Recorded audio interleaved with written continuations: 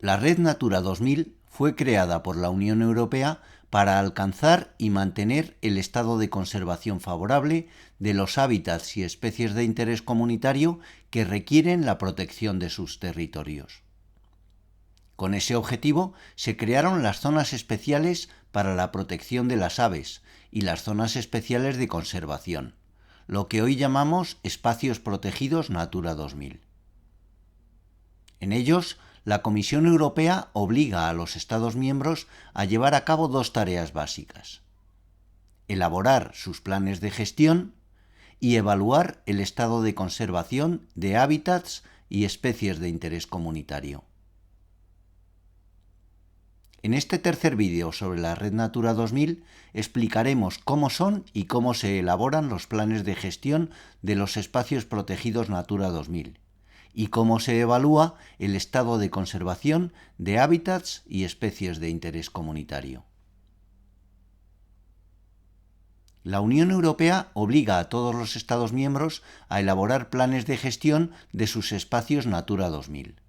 Las zonas especiales de protección para las aves, orientadas a la conservación de las aves, y las zonas especiales de conservación, a la de los hábitats y las especies de interés comunitario que aparecen en el anejo 2 de la Directiva Hábitats. También a evaluar periódicamente, cada 6 años, el estado de conservación de sus hábitats y especies de interés comunitario.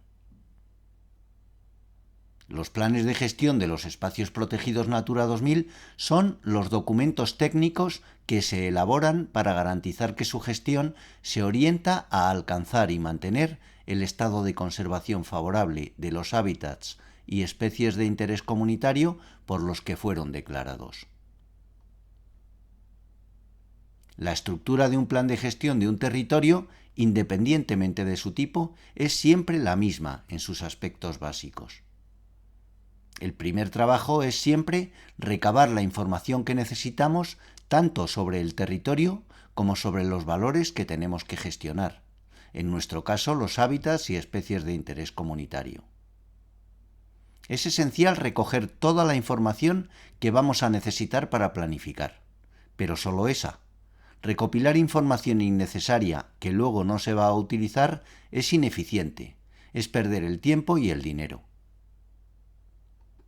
En segundo lugar, es imprescindible hacer un diagnóstico de la situación. En el caso de Natura 2000, a través de la evaluación del estado de conservación de hábitats y especies, el análisis de las presiones y amenazas que les afectan y el estudio de otros indicadores. El tercer paso también es lógico. Sabiendo dónde estamos y conociendo nuestras posibilidades técnicas, debemos decidir a dónde queremos llegar. ¿Cuáles son nuestros objetivos? ¿Qué tenemos que hacer para alcanzarlos en el periodo de vigencia del plan?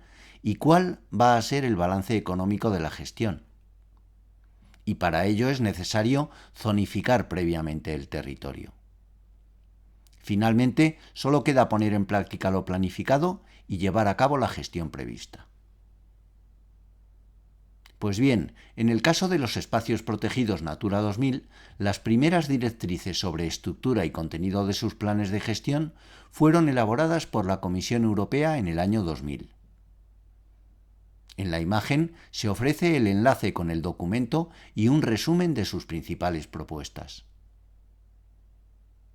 Como se puede ver, tras describir el ámbito territorial y generalmente el marco normativo, se procede al inventario de los valores que han motivado la declaración del espacio protegido Natura 2000, los hábitats y especies de interés comunitario. En la segunda fase, de diagnóstico, se evalúa su estado de conservación y se detectan las presiones y amenazas a las que se ven sometidos. Posteriormente, tras establecer con claridad y realismo los objetivos del plan, se procede a la zonificación del territorio y la planificación de las medidas que hay que adoptar para controlar las presiones y amenazas y alcanzar y mantener el estado de conservación favorable de sus valores. Finalmente, se establece un protocolo de seguimiento y evaluación. Estas directrices han sido asumidas con algunos matices por la inmensa mayoría de las comunidades autónomas españolas. Poco después, en 2003, Navarra, comunidad pionera en estos temas, publicó su guía metodológica para la elaboración de planes de gestión en Natura 2000. Se trata de otro paso adelante muy significativo, no solo en Natura 2000, sino en la planificación de otros espacios naturales protegidos, que vino muy bien en un momento en que, en cumplimiento de lo establecido por la Directiva Hábitats, se estaban elaborando muchos planes de gestión Natura 2000. Es un documento muy claro y práctico, nacido de la experiencia que se ha convertido en referencia obligada para todos los gestores de la red Natura 2000. Tras él han ido apareciendo otros, como las bases técnicas para la elaboración de planes de gestión conjuntos de zonas especiales de conservación y zonas especiales de protección para las aves, que presentamos en la imagen con su correspondiente enlace. De él hemos seleccionado una tabla sintética de amenazas, presiones y actividades, en la que se puede apreciar que éstas están perfectamente estandarizadas, normalizadas y escaladas para garantizar homogeneidad y coordinación. También merece la pena destacar por su brillantez la propuesta innovadora y eficiente de Castilla y León. Por su amplísimo territorio, su gran diversidad de valores Natura 2000 y la correspondiente diversidad y extensión de espacios protegidos Natura 2000, Castilla y León se vio obligada a hacer de la necesidad virtud y decidió establecer un protocolo de trabajo que garantizase eficacia y eficiencia en la elaboración y seguimiento de los planes de gestión. Tras la aprobación de un plan director para toda la red, su propuesta fue elaborar dos tipos de planes de gestión: los de los valores Natura 2000, los hábitats y las especies de interés comunitario, y los de los espacios Natura 2000, que han sido declarados precisamente para la conservación de esos valores. Como se puede comprender, ambos planes de gestión están estrechísimamente relacionados. Así, conocida la situación de los valores Natura 2000 de una zona especial de conservación, las presiones y amenazas que soportan, las medidas que se pueden adoptar para combatirlas o mitigarlas y las circunstancias concretas del territorio de la zona especial de conservación en cuestión, el plan de gestión viene prácticamente dado. Es una consecuencia lógica, que además puede ser cuantificada con precisión y eficiencia. Y del mismo modo, conocido el plan de gestión de una zona especial de conservación, se puede evaluar cómo repercute en la consecución y perpetuación del estado de conservación favorable de cualquiera de los valores Natura 2000 que contiene, a escala de comunidad autónoma. Aparte de su diseño claro y eficiente, la propuesta permite homogeneizar, integrar, compartir y comparar datos y resultados de gestión. Y eso es algo absolutamente esencial para la buena gestión de la red Natura 2000, a todas las escalas. Por eso, la propuesta de Castilla y León ha sido muy bien recibida, tanto por el resto de comunidades autónomas como por el Ministerio, y ha sido exportada, con algunas matizaciones, a otras situaciones difíciles, como la de Aragón, que ha conseguido resultados impensables en cantidad y en calidad en un periodo muy corto de tiempo.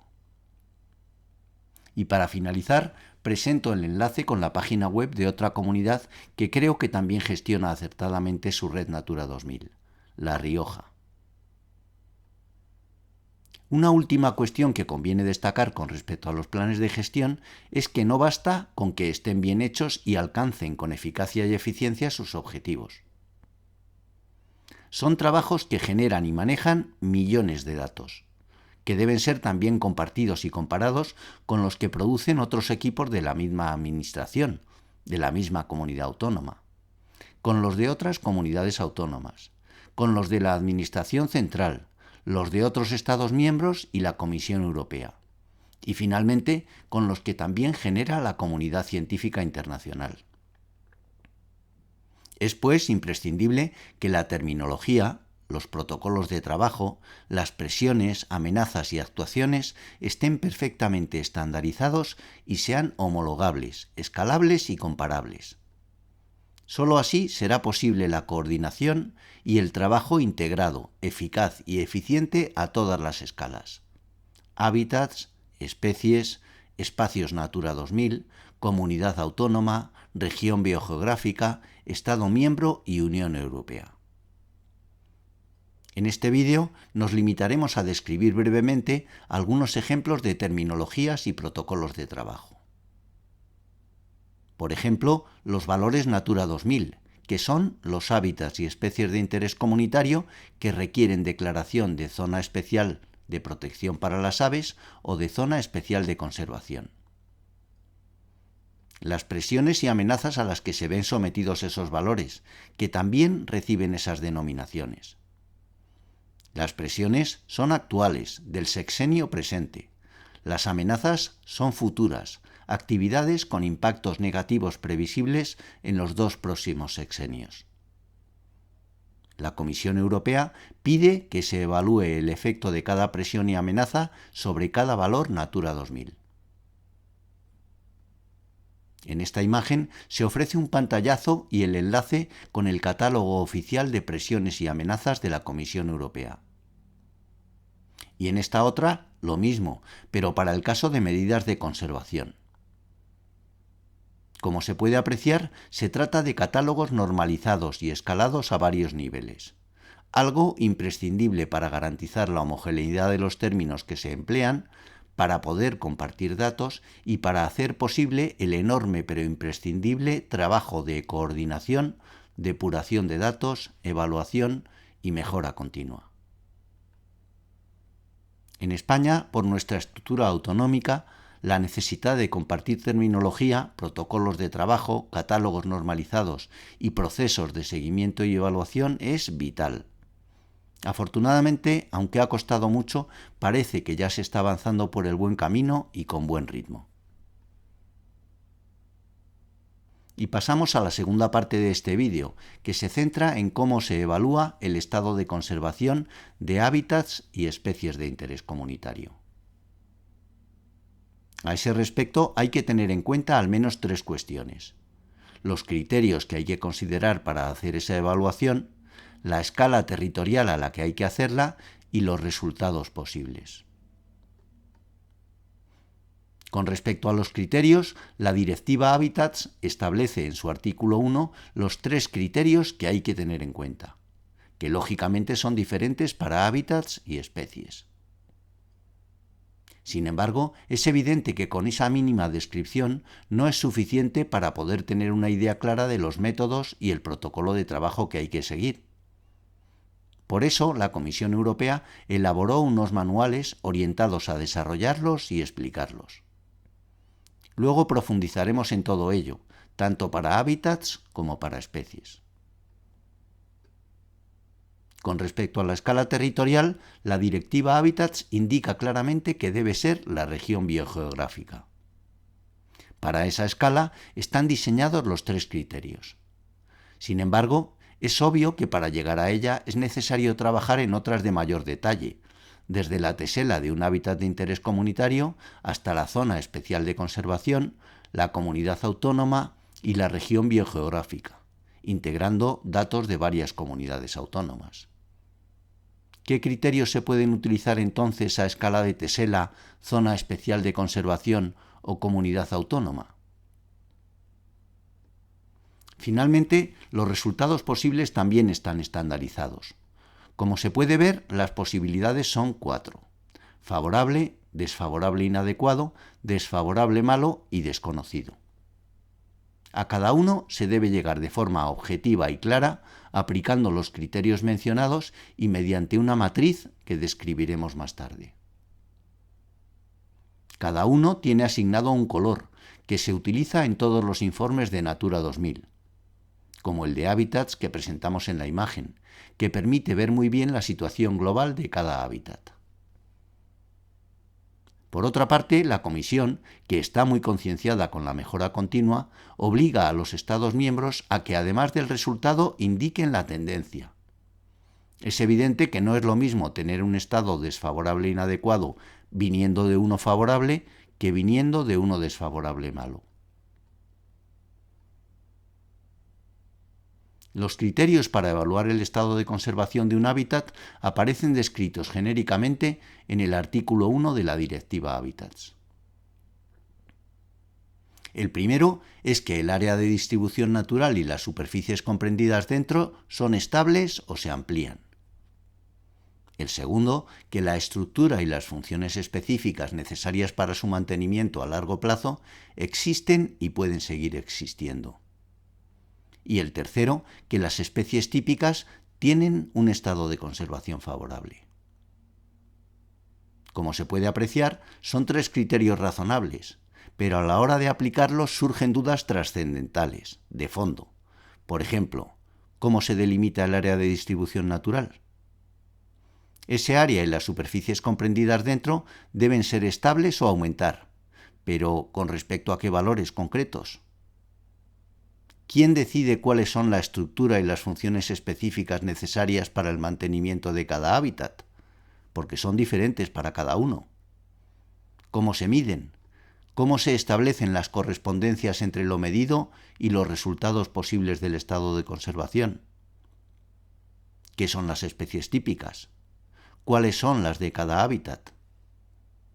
Como se puede ver, las preguntas son muchas y de gran calado. Para responderlas, la Comisión Europea elaboró dos manuales, cuyos enlaces aparecen en la imagen. El primero presenta los formatos en los que cada Estado miembro debe informar a la Comisión sobre el estado de conservación de hábitats y especies de interés comunitario. Y el segundo se orienta a describir con detalle los métodos y protocolos de trabajo que hay que seguir para evaluar su estado de conservación. En el caso de los hábitats, el manual explica que el área de distribución es la línea poligonal que engloba todas las superficies ocupadas por el hábitat, y que hay que utilizar un algoritmo normalizado para asegurar que los cálculos de diferentes años son comparables, y que hay que proporcionar los resultados en kilómetros cuadrados. También indica qué hay que hacer cuando las superficies ocupadas por el hábitat son disjuntas. Finalmente, deja muy claro que cada Estado miembro debe dar unos valores favorables de referencia, tanto para el área de distribución, el range, como para las superficies ocupadas dentro, el area. Evidentemente, este criterio solo puede ser utilizado a escala de región biogeográfica. En el documento que aparece en la imagen, con su correspondiente enlace, se detalla cuál debe ser el procedimiento para calcular los valores favorables de referencia para hábitats y especies. El segundo criterio de evaluación del estado de conservación de los hábitats es el de estructura y función. El manual explica que la estructura consiste en componentes físicos o bióticos del hábitat, como por ejemplo el estrato arbóreo, la necromasa o las costras de líquenes en los hábitats gipsófilos. La función hace referencia a procesos ecológicos, como la regeneración natural, el pastoreo o los ciclos de nutrientes. Evidentemente, la estructura y la función necesarias para su mantenimiento son diferentes para cada tipo de hábitat.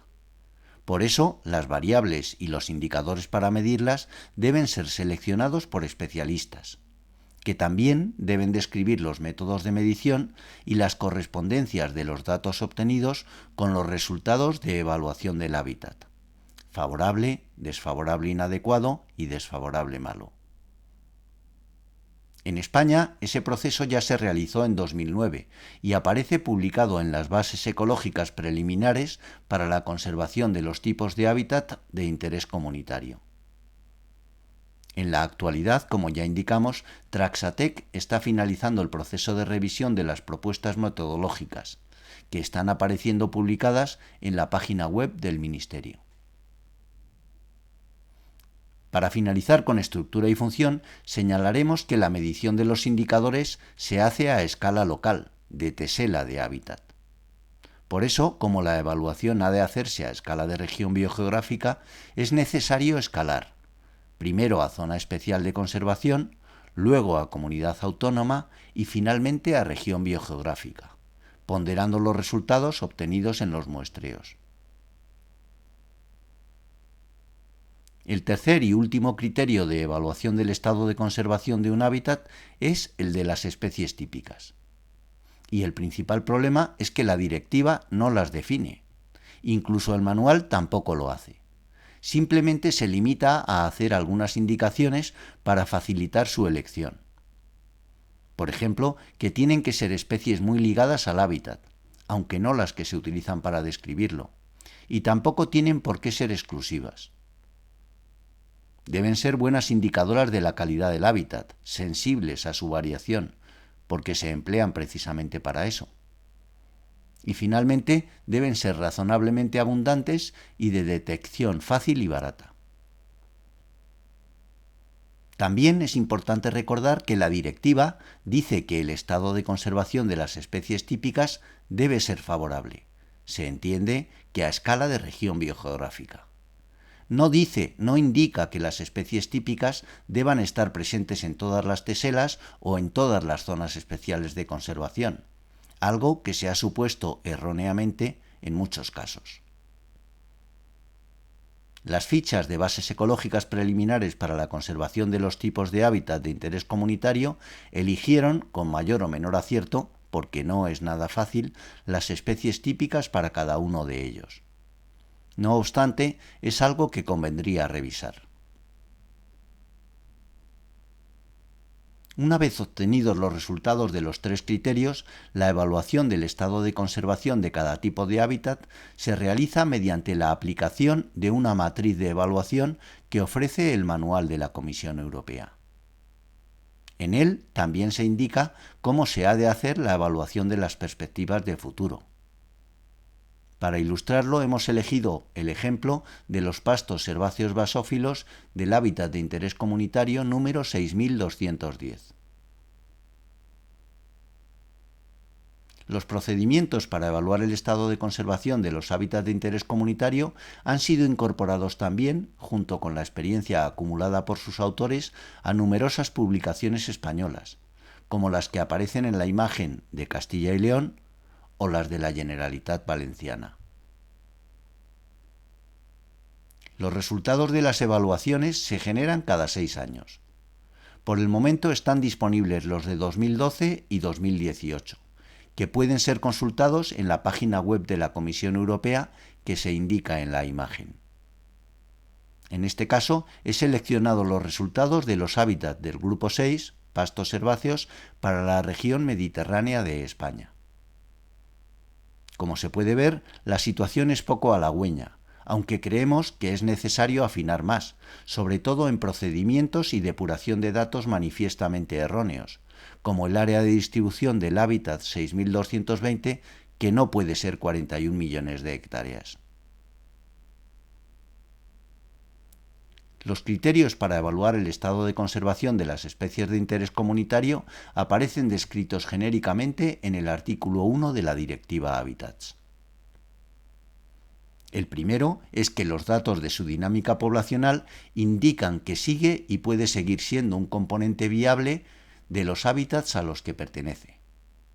Y aquí hay que decir que la traducción al español está mal hecha y dice componente vital en vez de viable.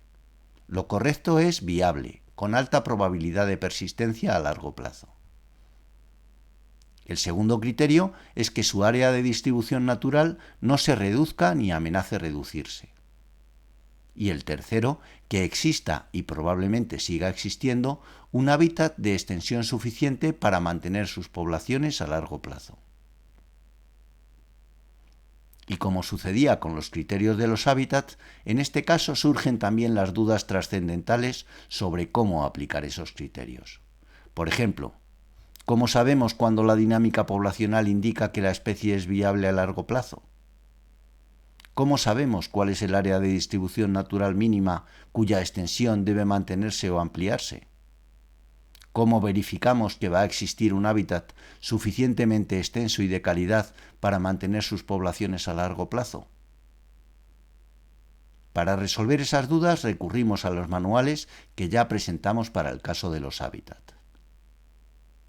En el caso del primer criterio, el manual explica que la directiva se refiere a la población mínima viable y pide a los Estados miembros que den un valor favorable de referencia. En este caso, la población favorable de referencia, un valor numérico concreto. También profundiza mucho en cómo estimarla, sobre la base de consideraciones biológicas y ecológicas, con el mejor conocimiento científico disponible, teniendo en cuenta el principio de precaución, con valores siempre iguales o superiores a los existentes cuando se aprobó la directiva, la mejora continua de la que ya hablamos, y con valores iguales o superiores a la población mínima viable por cuestiones genéticas y demográficas, entre otras muchas directrices que no podemos resumir aquí. Con respecto al área de distribución, range la describe de modo similar a la de los hábitats, y describe detalladamente cómo hay que calcularla, indicando, por ejemplo, cuál debe ser la distancia mínima entre dos subáreas en función del grupo biológico considerado: plantas superiores, plantas inferiores, invertebrados, anfibios, mamíferos, aves u otros. En este caso también hay que dar un valor favorable de referencia, y el manual indica que lógicamente debe existir una relación estrecha entre población favorable de referencia y área de distribución favorable de referencia. Y finalmente, en el caso del tercer criterio, el manual señala que para sobrevivir, las especies necesitan un hábitat de calidad suficientemente extenso y suficientemente bien distribuido en el espacio. Y explica qué procedimientos se pueden emplear para verificar si eso sucede. Lógicamente, empezando desde el principio, por la definición del hábitat de una especie, algo que no es en absoluto sencillo. Analiza índices de calidad de hábitat, organización especial y fragmentación, taxones especialistas y generalistas, y otros muchos temas. Al final, simplemente recomienda tratar de evaluar si el hábitat disponible, tanto el ocupado como el no ocupado, es suficientemente grande y de suficiente calidad para compensar las presiones que amenazan a la especie. En los tres casos, población, área de distribución y hábitat, se deben ofrecer esos valores para cada región biogeográfica.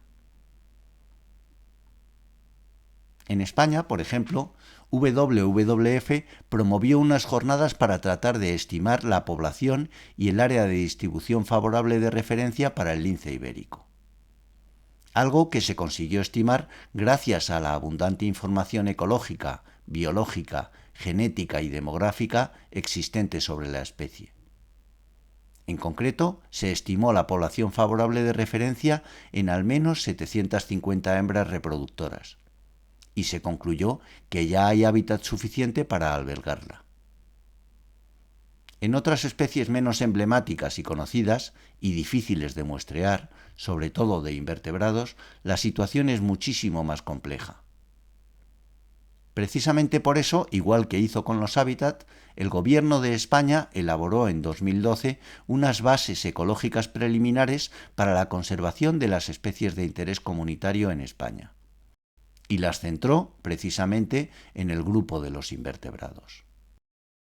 Creemos que, a pesar de la dificultad del tema que abordan, las fichas resultan de gran interés, porque, entre otras cosas, revelan cómo se puede abordar el muestreo o la estimación de la población favorable de referencia de especies que solo son visibles con dificultad y sin posibilidades de conteo total durante un breve periodo de tiempo cada año.